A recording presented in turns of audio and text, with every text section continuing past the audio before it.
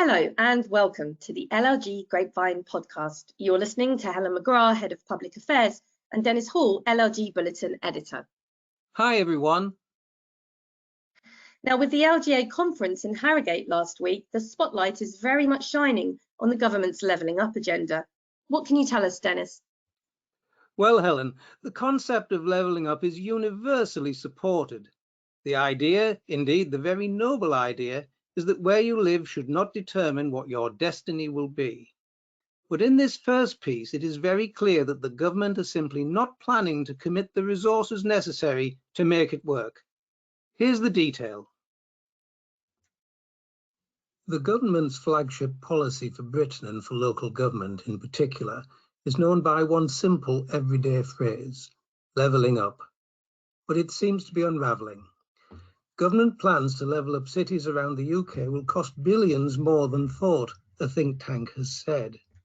Research by the Resolution Foundation found that differences in income across the UK were both significant and persistent.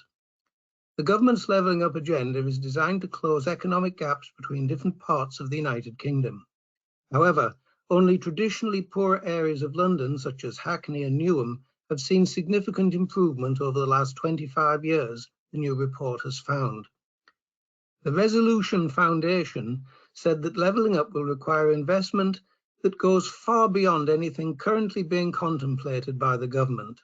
Lindsay Judge, Research Director at the Resolution Foundation, said that some progress had been made in reducing employment gaps between the cities, but that this had been offset by a surge in investment income among better-off families in London and the South East.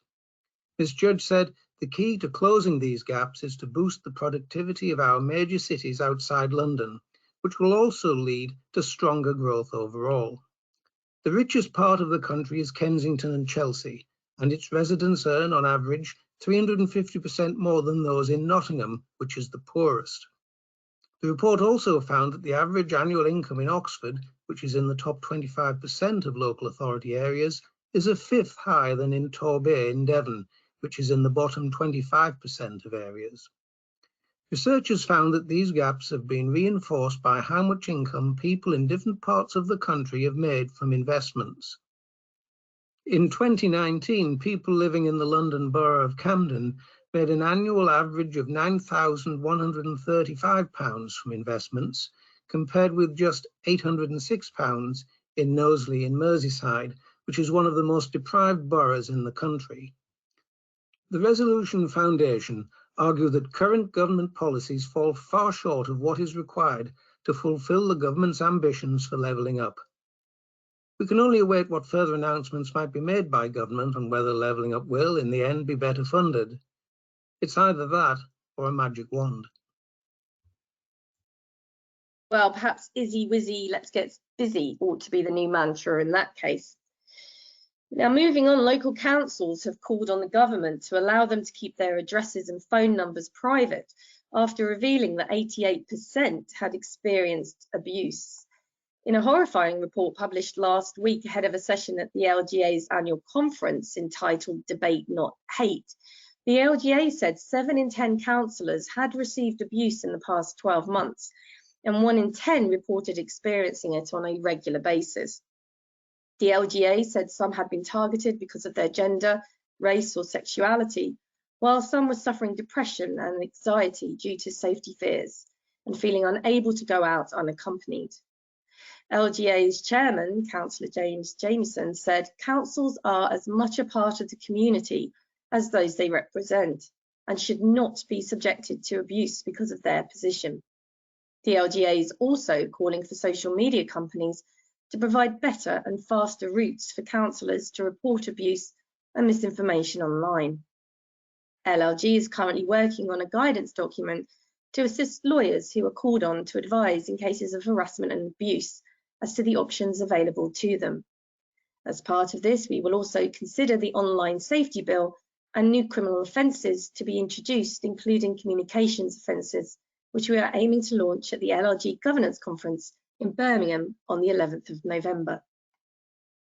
Now, Dennis, I know that you've covered before the controversy surrounding a proposed new coal mine in Cumbria. What's the latest? Helen, yes, indeed. A decision is due from Michael Gove this week, but the world is a very different place since this issue was last in the news. Here's the story. Government is about choices, and it's also about decisions. And every so often a decision comes along that encapsulates the entire complex of dilemmas that government ministers face. Consider for a moment what the government might think are its defining policy priorities at the present time. High upon that list would be what it calls levelling up, the idea that geography shouldn't determine your destiny, that regional inequalities should be lessened.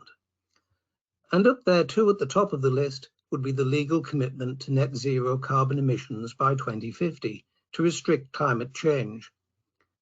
And then, in light of the war in Ukraine, there is the need to boost energy security and to reduce the UK's dependence on imports from Russia. Now, think of the decision being reached within government right now on whether to allow a new coal mine to be opened near Whitehaven in Cumbria. The black stuff in question under the Irish Sea is what is called metallurgical coal, which is used in making steel. Around 40% of this type of coal is imported by the UK. And yes, you guessed it, from Russia. And West Cumbria is crying out for skilled, long-term, well-paid jobs. Now, is this a mesmerizingly difficult decision to take, or is there a simple overriding issue? Do the international legal commitments agreed at COP26 guide ministers to only one obvious answer? Many might think so, but don't be too sure.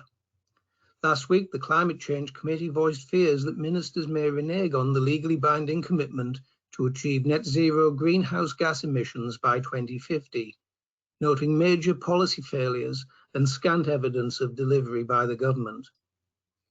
Thursday, the 7th of July is set for decision on the Whitehaven coal mine by the Communities Secretary, Michael Gove.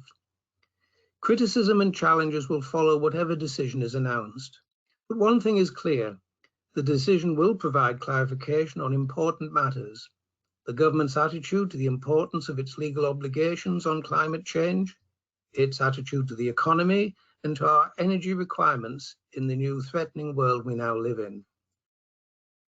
Serious matters indeed, Dennis. An employment question for you now. If an employer fails to make a reasonable adjustment to its dismissal procedure in breach of Section 20 of the Equality Act 2010, does this necessarily mean that the employer has acted unreasonably for the purposes of unfair dismissal? Well, this was the question before the Employment Appeal Tribunal in Knightley and Chelsea and Westminster Hospital Foundation Trust. The answer was a big no, but let's look at the facts. It was undisputed that Mrs. Knightley was disabled, and following a capability procedure, she was dismissed. She wished to appeal the decision and asked for an extension of time to do so. When this was refused, it was included as a ground within the Employment Tribunal proceedings that failure to provide an extension amounted to a failure to make a reasonable adjustment, which in turn made the dismissal unfair. Now, the EAT held that the test for whether or not an employer should have made a reasonable adjustment for someone's disability is different from the test for unfairness in a dismissal situation. In this case, Mrs. Knightley's appeal would not have made a material difference to the decision to dismiss, and whilst more detailed consideration of an extension of time should have occurred, and there was a failure to make a reasonable adjustment by not granting an extension, this did not render the dismissal itself unfair. Now, Dennis, I know that the government's levelling up proposals have been scrutinised in Parliament last week. What have we learnt? Yes, two select committees have been looking at various aspects of the new levelling up bill. Devolution and planning came under the microscope. Here's the news. Still on with levelling up, the government's proposals came under the scrutiny of two parliamentary committees last week, as reported in the LGA Weekly Parliamentary Bulletin. First, those devolution deals. LGA Chairman Councillor James Jamieson made the point that far more can be achieved by powers being held in local places rather than Whitehall, and that genuine devolution should be the focus, with any restructuring to follow in order to implement new powers. But this does beg the question, the central question in all of this. Are these cash for devolution deals genuine devolution? Their terms vary up and down the country, and they are negotiated with the minimum of transparency. How can we be entirely certain that these deals actually shift power? And moreover, how do they fit into the levelling up agenda? The dictionary definition of devolution is the moving of power or responsibility from central government to local government. Can we be sure that these deals really do involve the move of real power? Second, let's turn to what was said about the planning proposals in the Levelling Up Bill. Planning experts were asked whether the new bill will enable communities to have a major say in local plans. Hugh Ellis of the Town and Country Planning Association said he did not think that the bill would enable this, as there is a major gap between the rhetoric about public involvement and participation and the direct provisions of this legislation.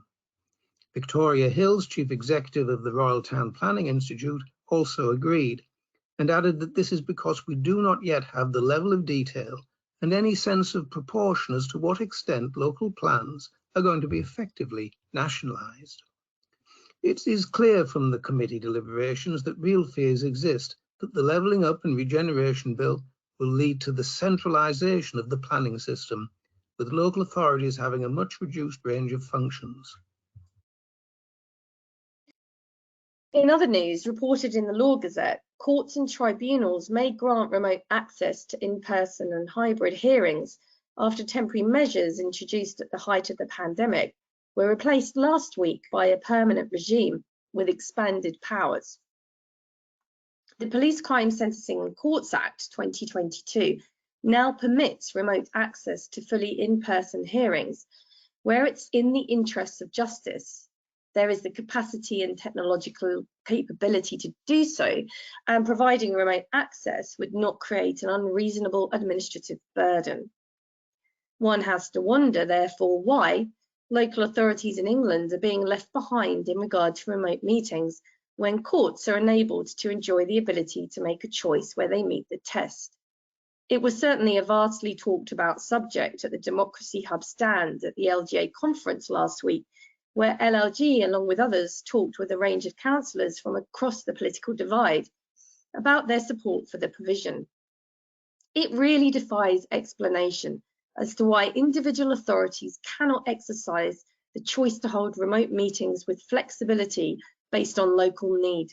With a dramatic rise in COVID cases, petrol increases, environmental concerns, and a drive to encourage a more diverse and younger councillor demographic, many with caring obligations, I really do not understand one bit why opposition to a freedom enjoyed in the private sector, the public sector in Wales and Scotland, and now the court system is denied to English local authorities. Are we really to be held to an act made in 1972, a year which could never in a million years have envisaged the technological advancements we take for granted, let alone the pandemic? Let me put this in context. In 1972, the Vietnam War was taking place and the Watergate scandal began. Pocket calculators were first available for sale. Only 42% of British households had a telephone, and only 66% owned a washing machine.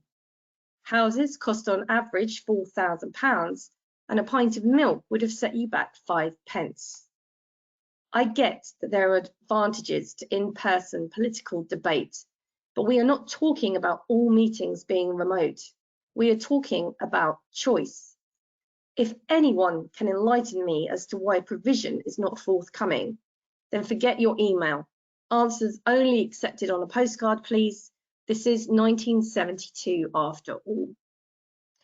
And on that note, that's it for another edition of the podcast. You can read more on the items discussed today and many more besides by going to bulletin number 24, available on the LLG website now. So it's goodbye from me. And from me too. Thank you for listening. Have a good week, everyone.